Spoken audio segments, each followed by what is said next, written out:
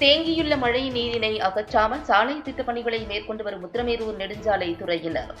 காஞ்சிபுரம் மாவட்டம் உத்திரமேரூரில் பெருகி வரும் கனரக வாகனங்களினால் சாலை விபத்துக்கள் உள்ளிட்ட கடும் போக்குவரத்து நெரிசல் ஏற்பட்டுள்ள நிலையில் இதனை தவிர்த்திடும் நோக்கில் புறவழிச்சாலை திட்டப் பணிகளுக்காக நெடுஞ்சாலைத்துறை சார்பில் 2022-2023 ஆண்டிற்கான ஒருங்கிணைந்த சாலை உட்கட்டமைப்பு மேம்பாட்டு திட்டத்தின் கீழ் 37.8 கோடி ரூபாய் ஒதுக்கீடு செய்யப்பட்டு நடப்பாண்டு ஜூன் மாதத்தில் சாலை அமைக்கும் பணியானது ஆமை வேகத்தில் துவங்கப்பட்டது.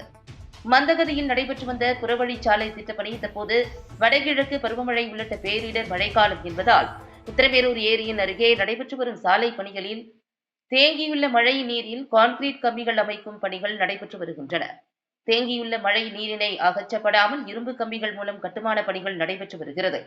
தேங்கியுள்ள மழை நீரில் சாலை அமைத்தால் நாளடைவில் இரும்பு கம்பிகள் பலம் இழந்து சாலைகள் வலுவிழக்க வாய்ப்புள்ளதாக அப்பகுதி மக்கள் வேதனை தெரிவிக்கின்றனர். கனரக வாகனங்கள் செல்லும் புறவழிச்சாலை என்பதால் தேங்கியுள்ள மழை நீரினை அகற்றி தரமான முறையில் புறவழிச்சாலைகளை அமைத்திட உத்திரமேரூர் நெடுஞ்சாலைத்துறையினருக்கு தொகுதி மக்கள் கோரிக்கை விடுத்துள்ளனர்.